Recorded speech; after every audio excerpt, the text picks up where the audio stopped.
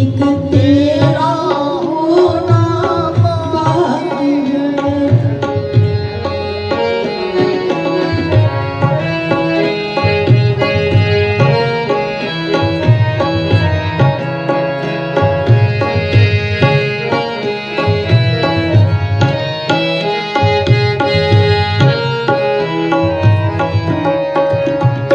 तेरी याद च रो रोए प्रीतम, सब पानी मुक गया अखियां दा। तेरी याद च रो रोए प्रीतम, सब पानी मुक गया अखियां दा।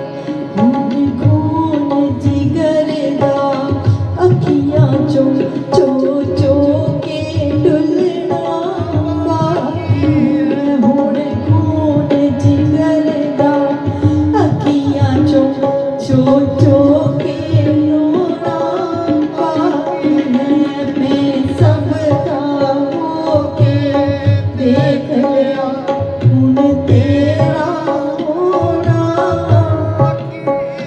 एक तेरा होना।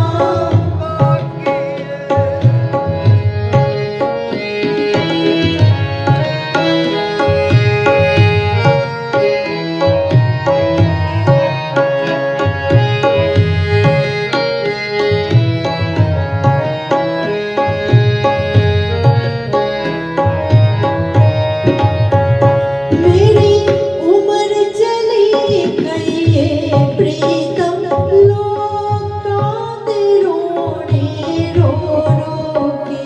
मेरी उम्र चली गई है प्रीतम, लोकां दे रोने रो रो के। लोकां दे रोने रो बैठा, हुण अपना रोना बाकी है। लोकां दे रोने रो बैठा, हुण अपना रोना बाकी है। मैं सबका होके देख लिया, एक तेरा होना बाकी है।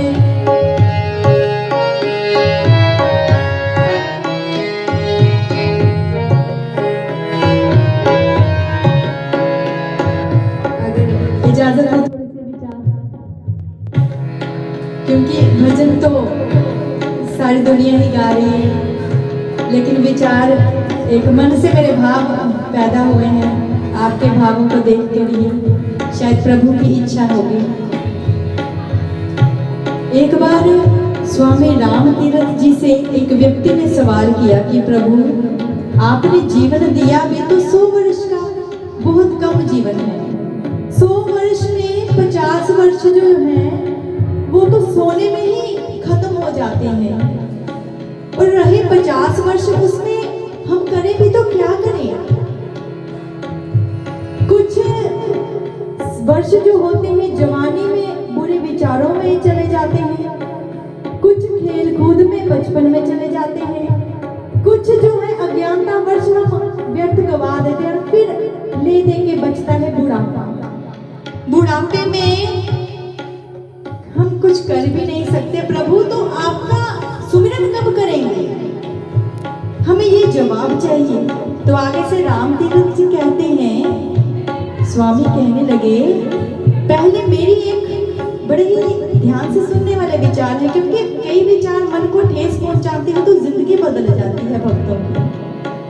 कहते हैं, पहले मेरी एक बात का जवाब दो, इस संसार में कोई ऐसी जगह मुझे बता दो जहां मेरे खाने के लिए पर्याप्त भोजन की व्यवस्था हो सके, मैं खाद्य सामग्री पैदा करने में सक्षम हूँ। वो कहने लगे, कैसी बात करते हो स्वामी जी, माना कि आप कुछ ज्यादा खाते होंगे, लेकिन फिर भी ये धरती इतनी सक्षम है कि आपको पर्याप्त भोजन दे सकती है। वो कहते, बताओ, विस्तार से वर्णन करो। वो कहते, देखिए, इस संसार में 3/4 भाग में पानी ही पानी है, और जो कुछ भाग बचा उसमें पर्वत है, और जो तीसरा भाग बचा उसमें झीलें हैं, नदियां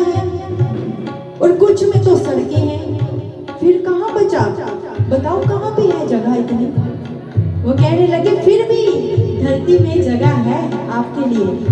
तो कहने लगे ये आपकी शिकायत बिल्कुल निराधार है। स्वामी जी आपकी निराधार शिकायत कर रहे हो। वो कहने लगे यदि मेरी शिकायत निराधार है तो तुम्हारी कौन सी आधार वाली है कि समय नहीं मिलता। समय उसने देकर भेजा है। जरूरत है तो उस समय में उस प्रभु के नाम की बंदगी करने के लिए समय को तय किया जाए। सबसे प्रथम कार्य ही इंसान का वो होना चाहिए, प्रथम लक्ष्य होना चाहिए। कहते हैं बिन भूमि के महल खड़ा है, तामे जोत उजाली रे, अंधा देख देख सुख पावे, बात बतावे सारी रे। अंधा इंसान जब परमात्मा का दीदार करता है फिर वो सारी बात बताता है। माई मीरा की तरह। माई मीरा तो कृष्ण प्रेमी थी, लेकिन कृष्ण की मूरत को कहती थी यही मेरे प्रियतम है, इनके बिना कुछ और नहीं, यही मेरे प्रियतम है, मैं तो इन्हीं की दुल्हन हूँ, मेरे पति हैं और दूसरा ना ही कोई।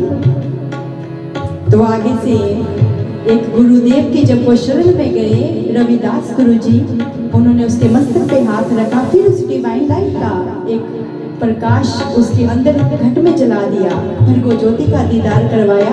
फिर वो कहने लगी पायो जी पायो मैंने राम रतन धन पायो, बस तो अमोलक दी मेरे सतगुरु कर कृपा अपनायो।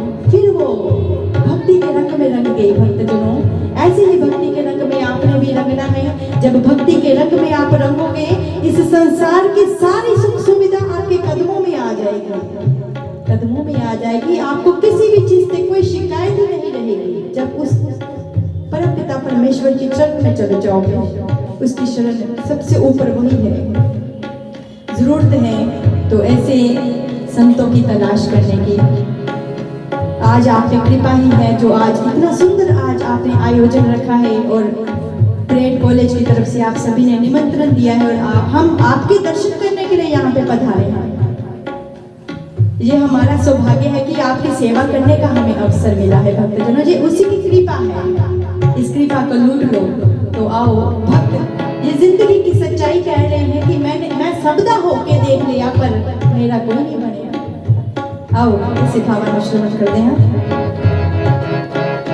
मैं सबदा होके देख लिया, एक तेरा होना बाकी है। मैं सबदा होके देख लिया, एक तेरा होना बाकी है। मैं सब कुछ होना खो बैठा, उन्हें आपा खोना बाकी है, उन्हें आपा खोना बाकी है।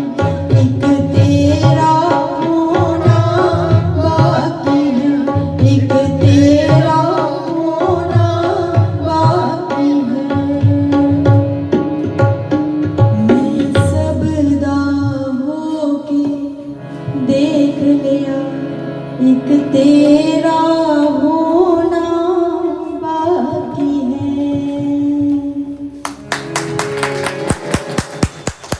तो यही थी हमारे पूरे डिपार्टमेंट की, पीजी डिपार्टमेंट की ओर से, म्यूजिक डिपार्टमेंट की ओर से छोटी सी हाजिरी।